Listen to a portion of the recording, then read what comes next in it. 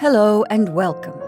I'm Jennifer March, and this is not Your Mother's Storytime. This week, we bring you Love of Life by Jack London. It's Turkey Week, so I thought a story about food would be good. But this story is about the lack of food. It is said the plot in Love of Life was found in the real-life events in Alaska that London read in a newspaper. One where a gold hunter with a badly sprained ankle barely made it to a populated area. Another where a gold miner got lost and almost died. The facts about food hoarding and mania about food that haunts a person who experiences extreme hunger, London found in Lieutenant Greeley's book about his polar expedition. But the will to live, that part is all London. Happy Thanksgiving, listeners. And now, Love of Life by Jack London.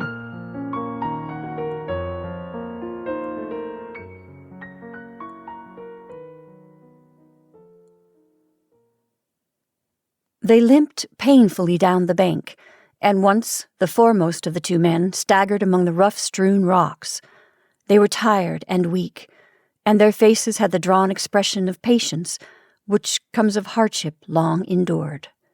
They were heavily burdened with blanket packs, which were strapped to their shoulders. Head straps passing across the forehead helped support these packs.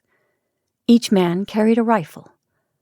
They walked in a stooped posture, the shoulders well forward, the head still farther forward, the eyes bent upon the ground.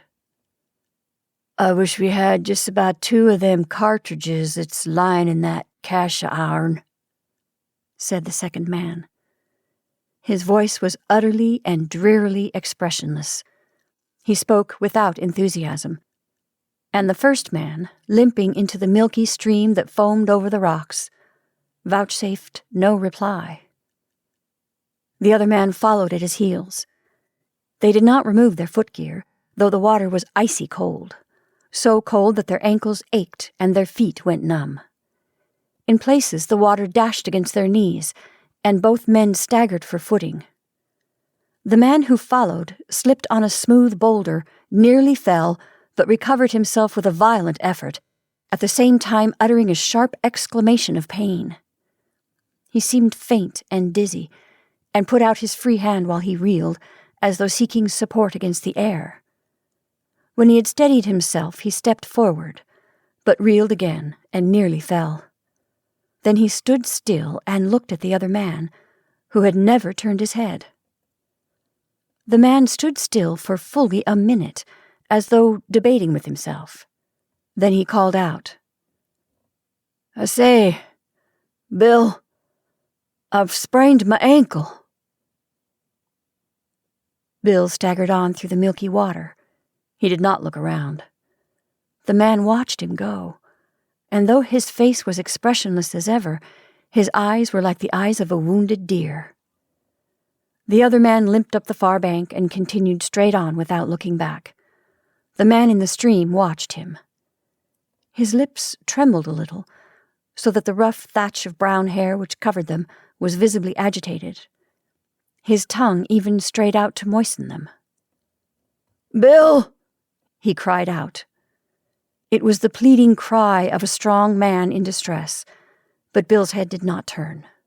The man watched him go, limping grotesquely and lurching forward with stammering gait up the slow slope toward the soft skyline of the low-lying hill. He watched him go till he passed over the crest and disappeared.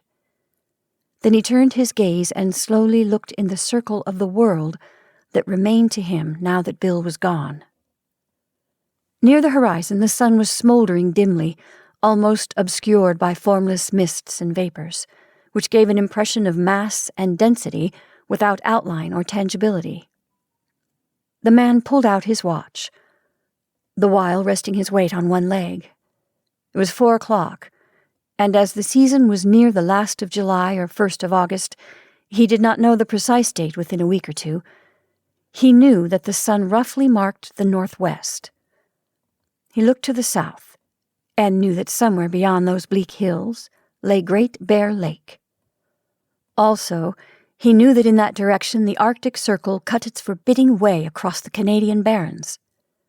This stream in which he stood was a feeder to the Coppermine River, which in turn flowed north and emptied into Coronation Gulf and the Arctic Ocean. He had never been there, but he had seen it once on a Hudson Bay Company chart. Again his gaze completed the circle of the world about him. It was not a heartening spectacle. Everywhere was soft skyline. The hills were all low-lying. There were no trees, no shrubs, no grasses, naught but a tremendous and terrible desolation that sent fear swiftly dawning into his eyes. "Bill," he whispered, once and twice.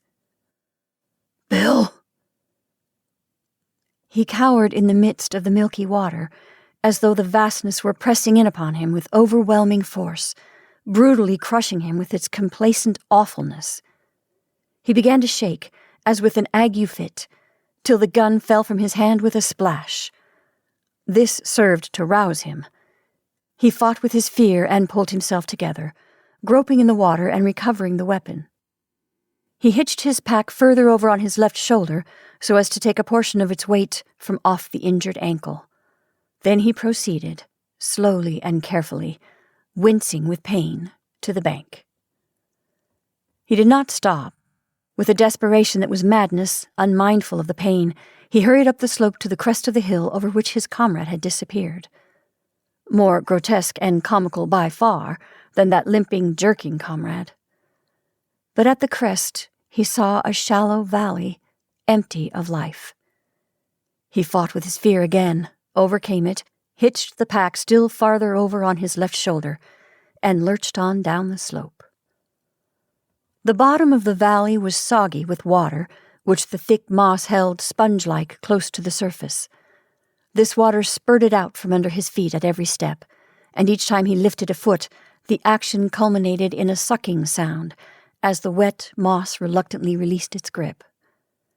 He picked his way from muskeg to muskeg, and followed the other man's footsteps along and across the rocky ledges, which thrust like islets through the sea of moss. Though alone, he was not lost. Farther on, he knew he would come to where dead spruce and fir, very small and weazened, bordered the shore of a little lake, the Tichin-Nichili, in the tongue of the country, the land of little sticks. And into that lake flowed a small stream, the water of which was not milky. There was rush grass on that stream, this he remembered well, but no timber, and he would follow it till its first trickle ceased at a divide. He would cross this divide to the first trickle of another stream, flowing to the west, which he would follow until it emptied into the River Dease, and here he would find a cache under an upturned canoe and piled over with many rocks. And in this cache would be ammunition for his empty gun, fishhooks and lines, a small net, all the utilities for killing and snaring of food. Also, he would find flour, not much, a piece of bacon, and some beans. Bill would be waiting for him there, and they would paddle away south, down the Dease to the Great Bear Lake. And south across the lake they would go, ever south, till they gained the Mackenzie. And south, still south, they would go while the winter raced vainly after them, and the ice formed in the eddies, and the days grew chill and crisp. South to some warm Hudson Bay Company post, where timber grew tall and generous, and there was grub without end. These were the thoughts of the man as he strove onward. But hard as he strove with his body, he strove equally hard with his mind, trying to think that Bill had not deserted him, that Bill would surely wait for him at the cache. He was compelled to think this thought, or else there would not be any use to strive, and he would have lain down and died. And as the dim ball of the sun sank slowly into the northwest, he covered every inch, and many times, of his and Bill's flight south before the downcoming winter. And he conned the grub of the cache and the grub of the Hudson Bay Company post, over and over again. He had not eaten for 2 days. For a far longer time, he had not had all he wanted to eat. Often he stooped and picked pale muskeg berries, put them into his mouth, and chewed and swallowed them.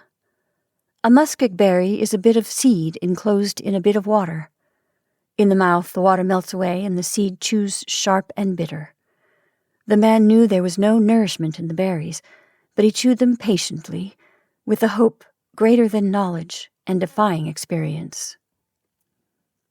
At 9 o'clock, he stubbed his toe on a rocky ledge, and from sheer weariness and weakness staggered and fell. He lay for some time without movement on his side. Then he slipped out of the pack straps and clumsily dragged himself into a sitting position. It was not yet dark, and in the lingering twilight he groped about among the rocks for shreds of dry moss. When he had gathered a heap, he built a fire, a smoldering, smudgy fire, and put a tin pot of water on to boil. He unwrapped his pack, and the first thing he did was to count his matches. There were 67. He counted them 3 times to make sure. He divided them into several portions, wrapping them in oil paper, disposing of one bunch in his empty tobacco pouch, of another in the inside band of his battered hat, of a third bunch under his shirt on his chest. This accomplished, a panic came upon him, and he unwrapped them all and counted them again. There were still 67. He dried his wet footgear by the fire. The moccasins were in soggy shreds. The blanket socks were worn through in places, and his feet were raw and bleeding. His ankle was throbbing, and he gave it an examination. It had swollen to the size of his knee. He tore a long strip from one of his 2 blankets and bound the ankle tightly. He tore other strips and bound them about his feet to serve for both moccasins and socks. Then he drank the pot of water, steaming hot, wound his watch, and crawled between his blankets. He slept like a dead man. The brief darkness around midnight came and went. The sun arose in the northeast. At least the day dawned in that quarter, for the sun was hidden by gray clouds. At 6 o'clock he awoke, quietly lying on his back. He gazed straight up into the gray sky and knew that he was hungry. As he rolled over on his elbow, he was startled by a loud snort and saw a bull caribou regarding him with alert curiosity. The animal was not mere than 50 feet away, and instantly into the man's mind leapt the vision and the savor of a caribou steak sizzling and frying over a fire. Mechanically he reached for the empty gun, drew a bead, and pulled the trigger. The bull snorted and leaped away, his hoofs rattling and clattering as he fled across the ledges. The man cursed and flung the empty gun from him. He groaned aloud as he started to drag himself to his feet. It was a slow and arduous task. His joints were like rusty hinges. They worked harshly in their sockets, with much friction, and each bending or unbending was accomplished only through a sheer exertion of will. When he finally gained his feet, another minute or so was consumed in straightening up, so that he could stand erect, as a man should stand. He crawled up a small knoll and surveyed the prospect.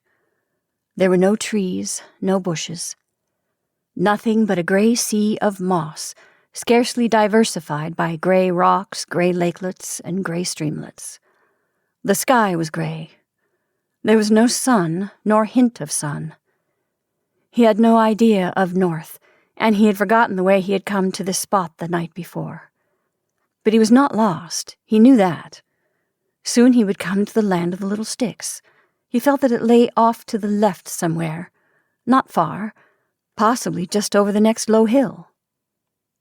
He went back to put his pack into shape for traveling. He assured himself of the existence of his 3 separate parcels of matches, though he did not stop to count them. But he did linger, debating, over a squat moose-hide sack. It was not large. He could hide it under his 2 hands.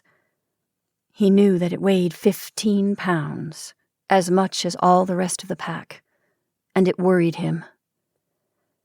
He finally set it to one side and proceeded to roll the pack. He paused to gaze at the squat moose-hide sack. He picked it up hastily with a defiant glance about him, as though the desolation were trying to rob him of it, and when he rose to his feet to stagger on into the day, it was included in the pack on his back. He bore away to the left, stopping now again to eat muskeg berries. His ankle was stiffened, his limp was more pronounced. But the pain of it was as nothing compared with the pain of his stomach. The hunger pangs were sharp. They gnawed and gnawed until he could not keep his mind steady on the course he must pursue to gain the land of little sticks. The muskeg berries did not allay this gnawing, while they made his tongue and the roof of his mouth sore with their irritating bite. He came upon a valley where rock ptarmigan rose on whirring wings from the ledges and muskegs. "Kurr, kurr, kurr," was the cry they made. He threw stones at them, but he could not hit them. He placed his pack on the ground and stalked them as a cat stalks a sparrow. The sharp rocks cut through his pants legs till his knees left a trail of blood. But the hurt was lost in the hurt of his hunger. He squirmed over the wet moss, saturating his clothes and chilling his body. But he was not aware of it, so great was his fever for food. And always the ptarmigan rose, whirring before him, till their kurr, kurr, kurr became a mock to him, and he cursed them and cried aloud at them with their own cry. Once he crawled upon one that must have been asleep. He did not see it until it shot up in his face from its rocky nook. He made a clutch as startled as was the rise of the ptarmigan, and there remained in his hand 3 tail feathers. As he watched its flight, he hated it, as though it had done him some terrible wrong. Then he returned and shouldered his pack. As the day wore along, he came into valleys or swales where game was more plentiful. A band of caribou passed by, 20-and-odd animals, tantalizingly within rifle range. He felt a wild desire to run after them, a certitude that he could run them down. A black fox came toward him, carrying a ptarmigan in his mouth. The man shouted. It was a fearful cry. But the fox, leaping away in fright, did not drop the ptarmigan. Late in the afternoon he followed a stream, milky with lime, which ran through sparse patches of rush grass. Grasping these rushes firmly near the root, he pulled up what resembled a young onion sprout, no longer than a shingle nail. It was tender, and his teeth sank into it with a crunch that promised deliciously of food. But its fibers were tough. It was composed of stringy filaments saturated with water like the berries, and devoid of nourishment. He threw off his pack and went into the rush grass on hands and knees, crunching and munching like some bovine creature. He was very weary and often wished to rest, to lie down and sleep. But he was continually driven on, not so much by his desire to gain the land of little sticks as by his hunger. He searched little ponds for frogs and dug up the earth with his nails for worms, though he knew in spite that neither frogs nor worms existed so far north. He looked into every pool of water vainly, until, as the long twilight came on, he discovered a solitary fish, the size of a minnow, in such a pool. He plunged his arm in up to the shoulder, but it eluded him. He reached for it with both hands and stirred up the milky mud at the bottom. In his excitement he fell in, wetting himself to the waist. Then the water was too muddy to admit of his seeing the fish, and he was compelled to wait until the sediment had settled. The pursuit was renewed till the water was again muddied. But he could not wait. He unstrapped the tin bucket and began to bail the pool. He bailed wildly at first, splashing himself and flinging the water so short a distance that it ran back into the pool. He worked more carefully, striving to be cool, though his heart was pounding against his chest and his hands were trembling. At the end of half an hour, the pool was nearly dry. Not a cupful of water remained, and there was no fish. He found a hidden crevice among the stones through which it had escaped to the adjoining larger pool. a pool which he could not empty in a night and a day. Had he known of the crevice, he would have closed it with a rock at the beginning, and the fish would have been his. Thus he thought, and crumpled up and sank down upon the wet earth. At first he cried softly to himself. Then he cried loudly to the pitiless desolation that ringed him round, and for a long time after he was shaken by great, dry sobs. He built a fire and warmed himself by drinking quarts of hot water, and made camp on a rocky ledge in the same fashion he had the night before. The last thing he did was to see that his matches were dry and to wind his watch. The blankets were wet and clammy. His ankle pulsed with pain. But he knew only that he was hungry, and through his restless sleep he dreamed of feasts and banquets, and of food served and spread in all imaginable ways. He awoke, chilled and sick. There was no sun. The gray of earth and sky had become deeper, more profound. A raw wind was blowing, and the first flurries of snow were whitening the hilltops. The air about him thickened and grew white, while he made a fire and boiled more water. It was wet snow, half rain, and the flakes were large and soggy. At first they melted as soon as they came in contact with the earth, but ever more fell, covering the ground, putting out the fire, spoiling his supply of moss fuel. This was a signal for him to strap on his pack and stumble onward, he knew not where. He was not concerned with the land of little sticks, nor with Bill and the cache under the upturned canoe by the River Dease. He was mastered by the verb to eat. He was hunger mad. He took no heed of the course he pursued, so long as that course led him through the swale bottoms. He felt his way through the wet snow to the watery muskeg berries, and went by feel as he pulled up the rush grass by the roots. But it was tasteless stuff, and did not satisfy. He found a weed that tasted sour, and he ate all that he could find of it, which was not much, for it was a creeping growth, easily hidden under the several inches of snow.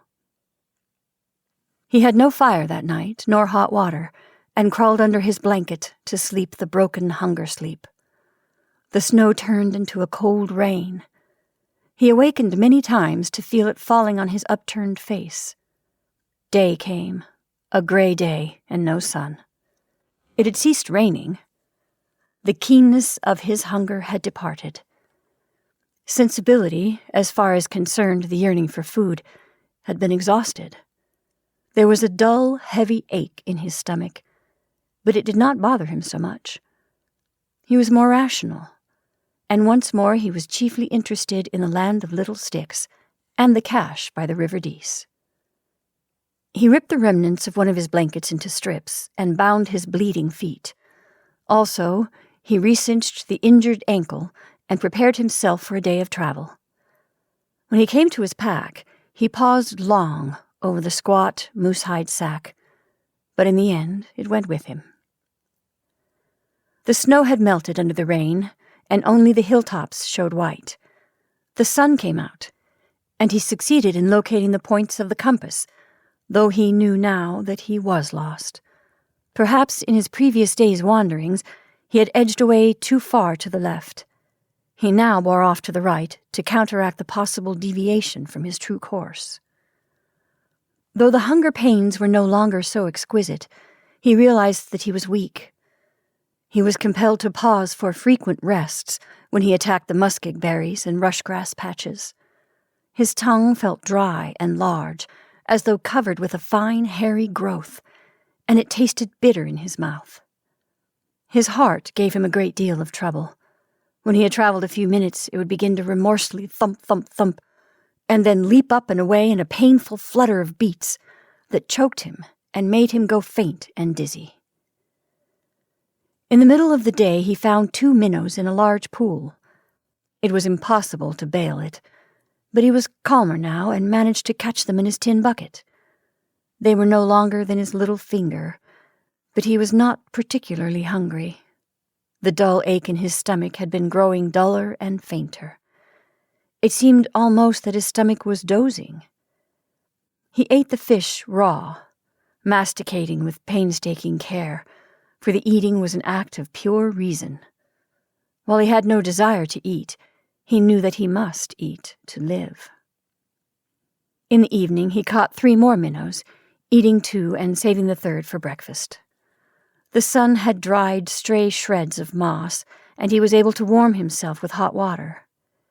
He had not covered more than 10 miles that day, and the next day, traveling whenever his heart permitted him, he covered no more than 5 miles. But his stomach did not give him the slightest uneasiness. It had gone to sleep. He was in a strange country, too, and the caribou were growing more plentiful. Also, the wolves. Often their yelps drifted across the desolation, and once he saw 3 of them slinking away before his path. Another night, and in the morning, being more rational, he untied the leather string that fastened the squat moose-hide sack. From its open mouth poured a yellow stream of coarse gold dust and nuggets. He roughly divided the gold in halves, caching 1/2 on a prominent ledge wrapped in a piece of blanket, and returning the other half to the sack. He also began to use strips of the 1 remaining blanket for his feet. He still clung to his gun, for there were cartridges in that cache by the River Dees. This was a day of fog, and this day hunger awoke in him again. He was very weak, and was afflicted with a giddiness which at times blinded him. It was no uncommon thing now for him to stumble and fall, and stumbling once, he fell squarely into a ptarmigan nest. There were 4 newly hatched chicks, a day old, little specks of pulsating life, no more than a mouthful. And he ate them ravenously, thrusting them alive into his mouth and crunching them like eggshells between his teeth. The mother ptarmigan beat about him with great outcry. He used his gun as a club with which to knock her over, but she dodged out of reach. He threw stones at her, and with 1 chance shot, broke a wing. Then she fluttered away, running, trailing the broken wing, with him in pursuit. The little chicks had no more than whetted his appetite. He hopped and bobbed clumsily along on his injured ankle, throwing stones and screaming hoarsely at times. At other times hopping and bobbing silently along, picking himself up grimly and patiently when he fell, or rubbing his eyes with his hands when the giddiness threatened to overpower him. The chase led him across swampy ground in the bottom of the valley, and he came upon footprints in the soggy moss. They were not his own, he could see that. They must be Bill's. But he could not stop, for the mother ptarmigan was running on. He would catch her first, then he would return and investigate. He exhausted the mother ptarmigan, but he exhausted himself. She lay panting on her side. He lay panting on his side 12 feet away, unable to crawl to her. And as he recovered, she recovered, fluttering out of reach as his hungry hand went out to her. The chase resumed. Night settled down, and she escaped. He stumbled from weakness and pitched head foremost on his face, cutting his cheek, his pack upon his back. He did not move for a long while.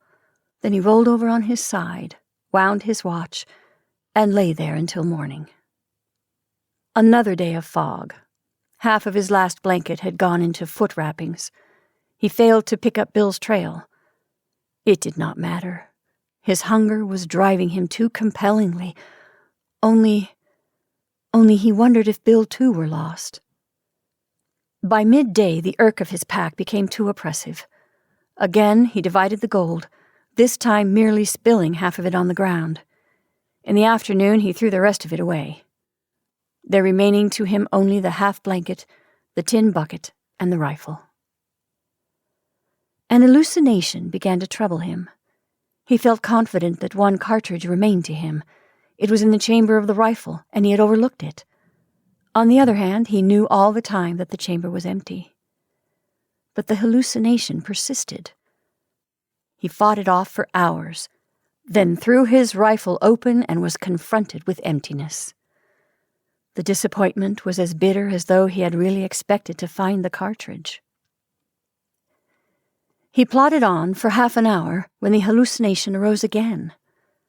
Again he fought it, and still it persisted, till for very relief he opened his rifle to unconvince himself. At times his mind wandered further afield, and he plodded on, a mere automaton, strange conceits and whimsicalities gnawing at his brain like worms. But these excursions out of the real were of brief duration, for ever the pangs of the hunger bite called back at him. He was jerked back abruptly once from such an excursion by a sight that caused him nearly to faint. He reeled and swayed, doddering like a drunken man to keep from falling. Before him stood a horse. A horse! He could not believe his eyes. A thick mist was in them, intershot with sparkling points of light.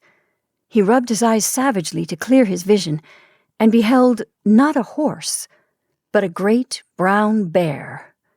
The animal was studying him with bellicose curiosity.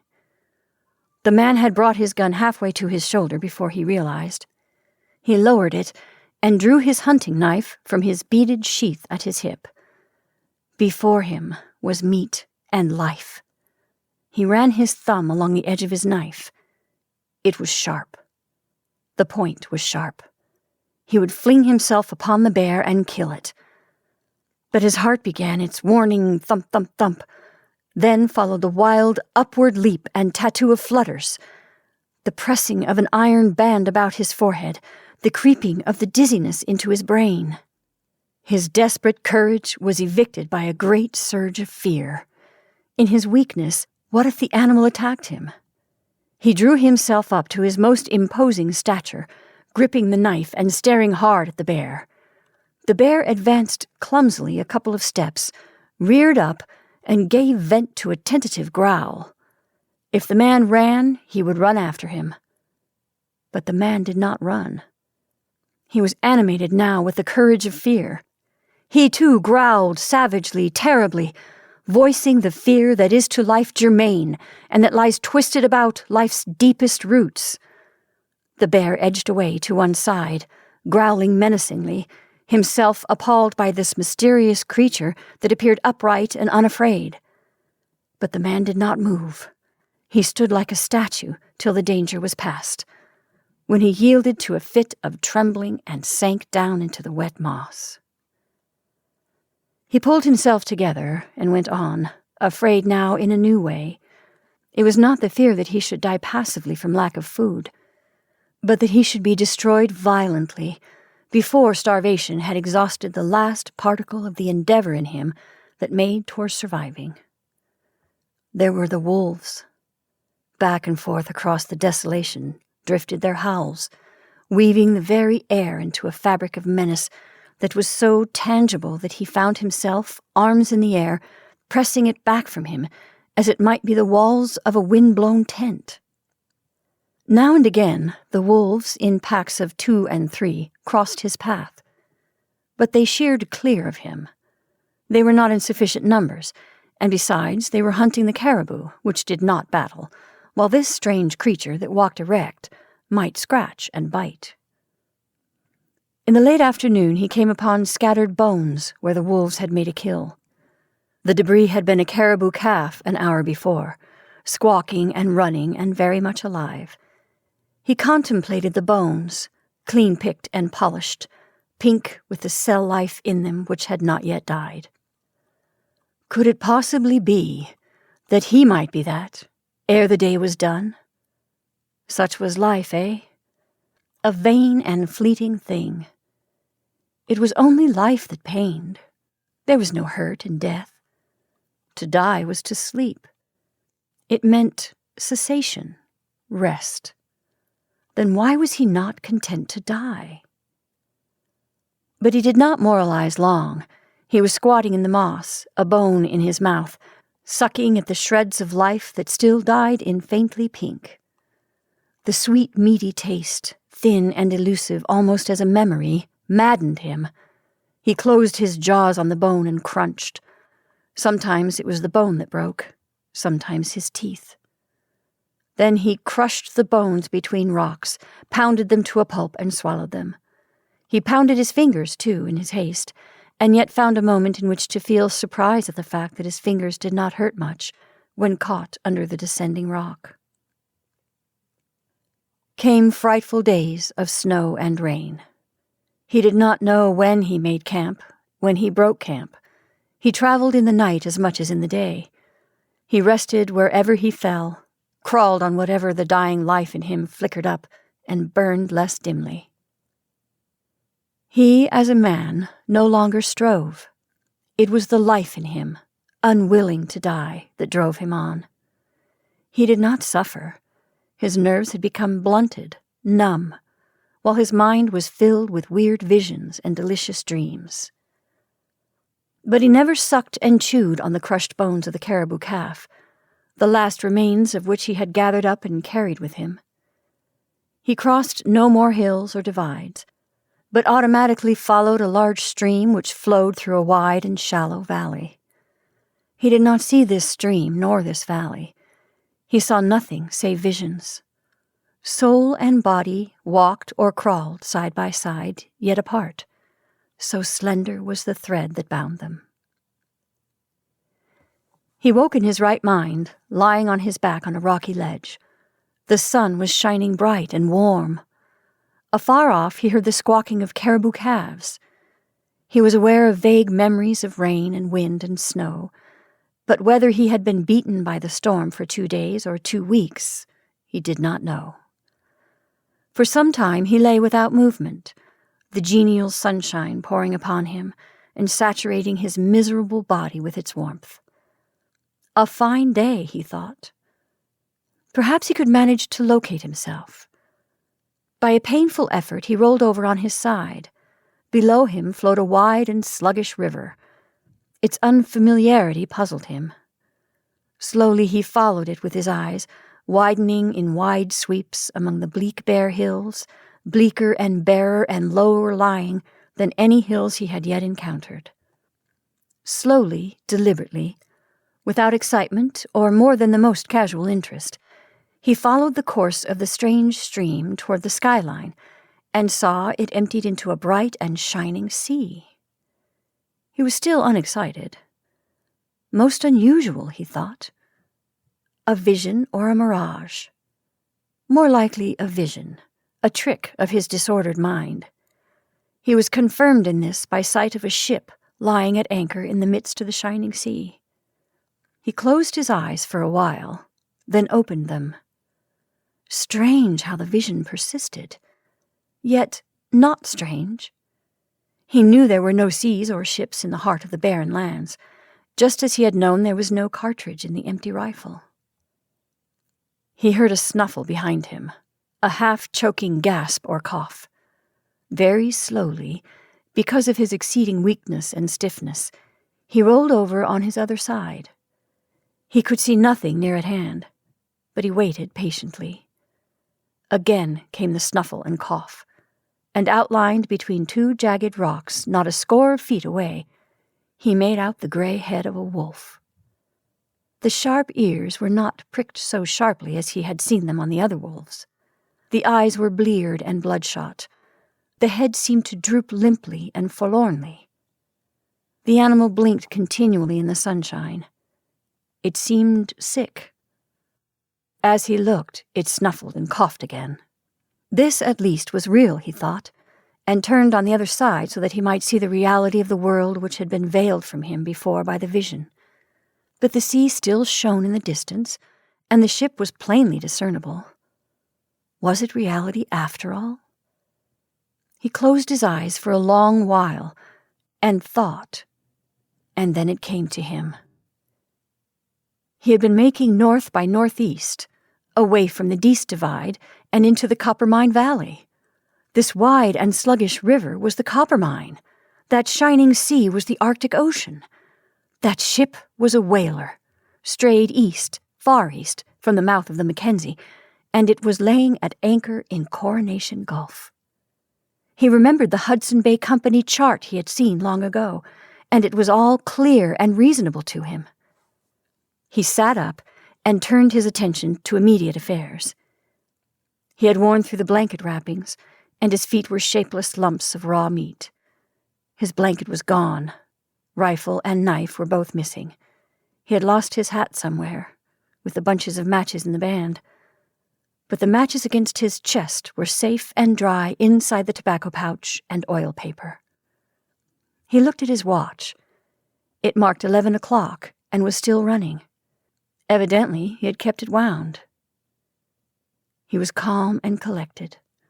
Though extremely weak, he had no sensation of pain. He was not hungry. The thought of food was not even pleasant to him, and whatever he did was done by his reason alone. He ripped off his pants legs to the knees and bound them about his feet. Somehow he had succeeded in retaining the tin bucket. He would have some hot water before he began what he foresaw was to be a terrible journey to the ship. His movements were slow. He shook as with a palsy. When he started to collect dry moss, he found he could not rise to his feet. He tried again and again, then contented himself with crawling about on his hands and knees. Once he crawled near to the sick wolf. The animal dragged itself reluctantly out of his way, licking its chops with a tongue that seemed hardly to have the strength to curl. The man noticed that the tongue was not the customary healthy red. It was a yellowish brown and seemed coated with a rough and half-dry mucus. After he had drunk a quart of hot water, the man found he was able to stand, and even to walk as well as a dying man might be supposed to walk. Every minute or so he was compelled to rest.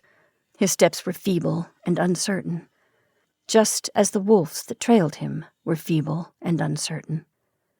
And that night, when the shining sea was blotted out by blackness, he knew he was nearer to it by no more than 4 miles. Throughout the night he heard the cough of the sick wolf, and now and then the squawking of the caribou calves. There was life all around him. But it was strong life, very much alive and well, and he knew the sick wolf clung to the sick man's trail in the hope that the man would die first. In the morning, on opening his eyes, he beheld it regarding him with a wistful and hungry stare. It stood crouched, with tail between its legs, like a miserable and woebegone dog.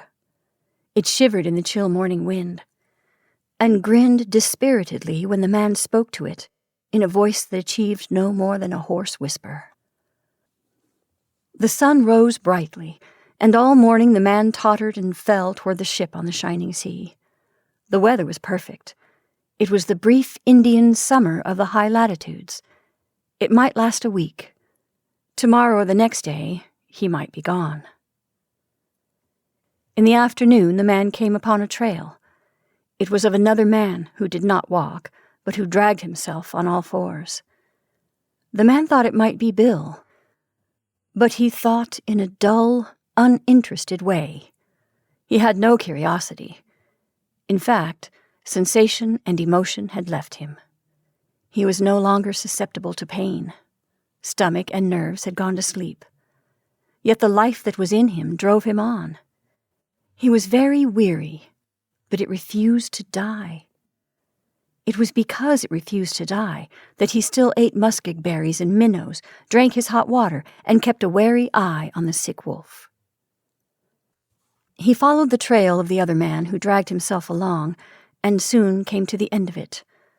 A few fresh-picked bones where the soggy moss was marked by the footpads of many wolves.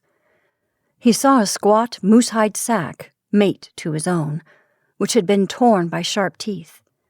He picked it up, though its weight was almost too much for his feeble fingers. Bill had carried it to the last. Ha ha! He would have the laugh on Bill. He would survive and carry it to the ship in the shining sea.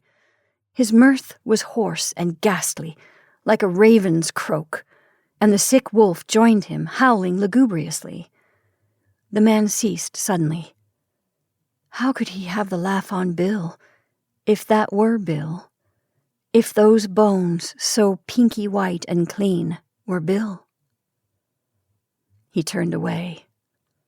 Well, Bill had deserted him, But he would not take the gold, nor would he suck Bill's bones. Bill would have, though, had it been the other way around. He mused as he staggered on. He came to a pool of water. Stooping over it in quest of minnows, he jerked his head back as though he had been stung. He had caught sight of his reflected face.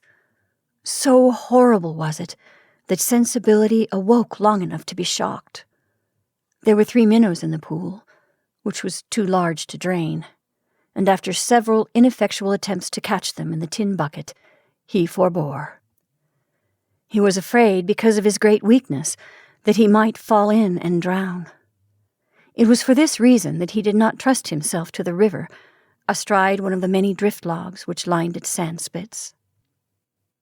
That day he decreased the distance between him and the ship by 3 miles, the next day by 2, for he was crawling now as Bill had crawled, and the end of the 5th day found the ship still 7 miles away, and him unable to make even a mile a day. Still the Indian summer held on, and he continued to crawl and faint, turn and turn about, and ever the sick wolf coughed and wheezed at his heels. His knees had become raw meat like his feet, and though he patted them with the shirt from his back, it was a red track he left behind him on the moss and stones.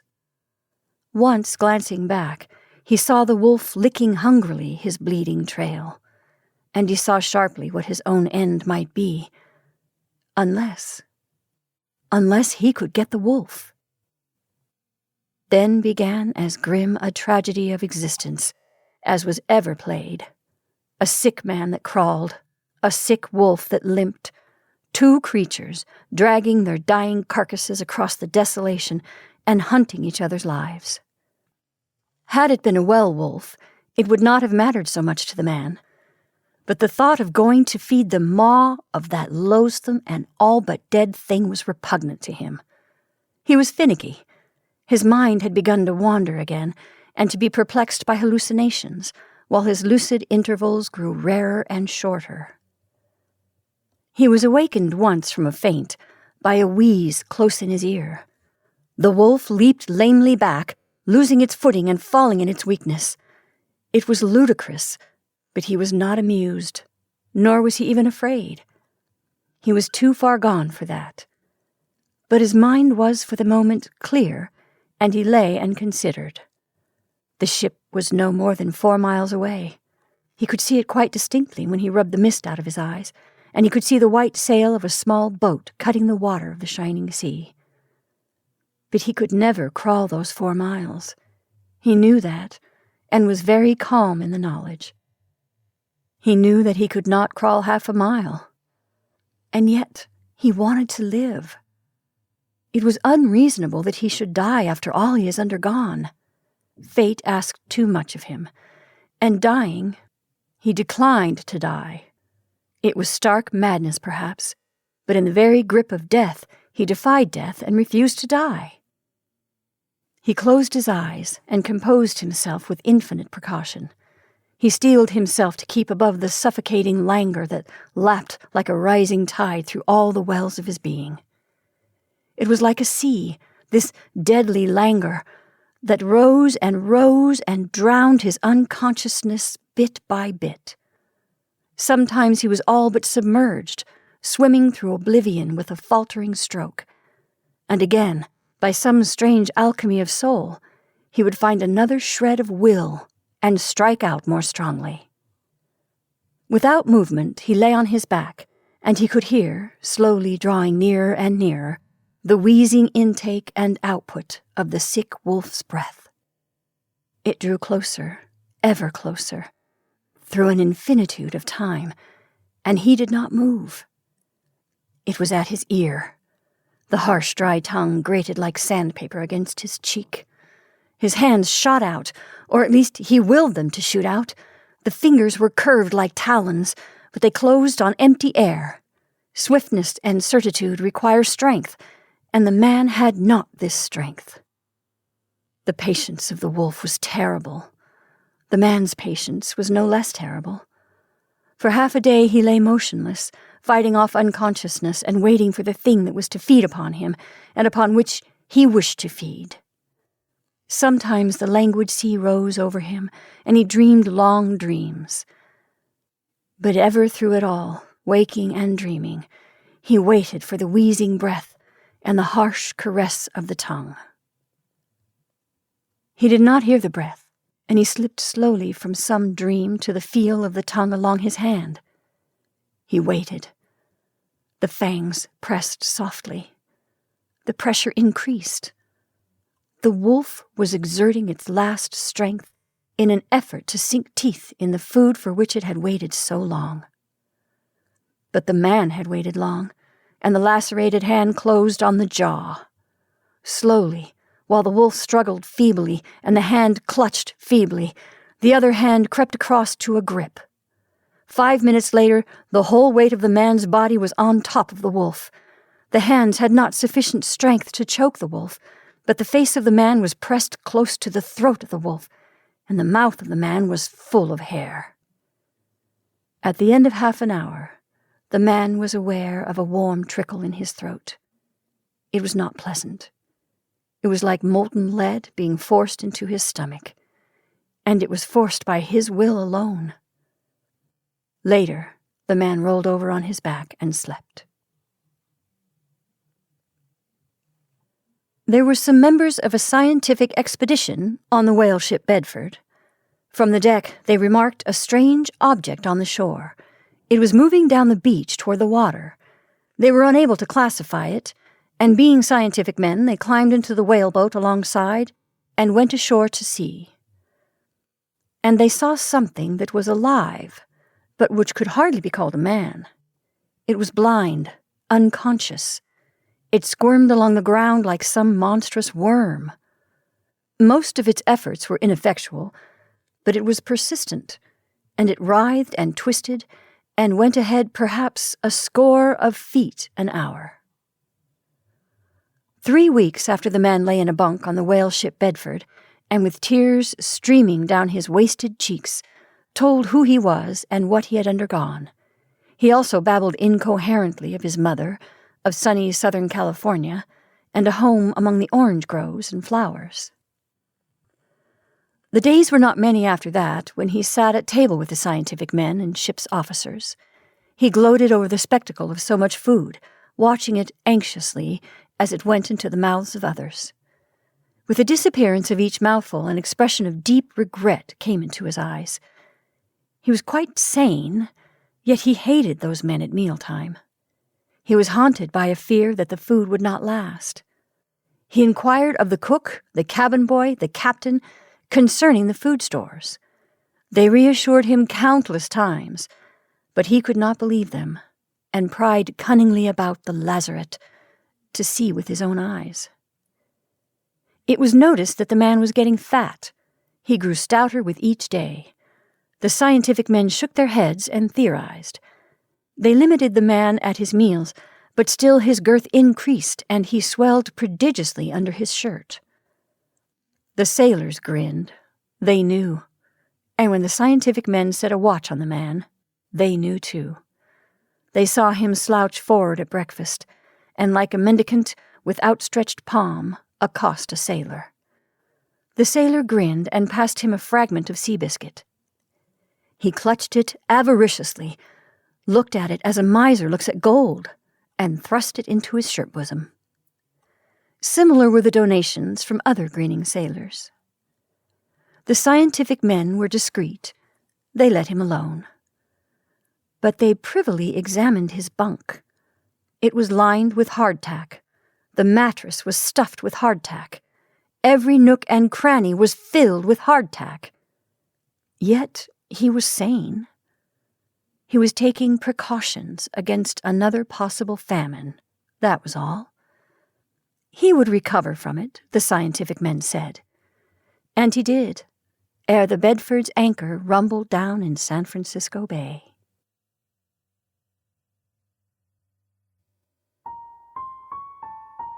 And that's our story for this evening. I hope you enjoyed Love of Life by Jack London. Thank you for listening.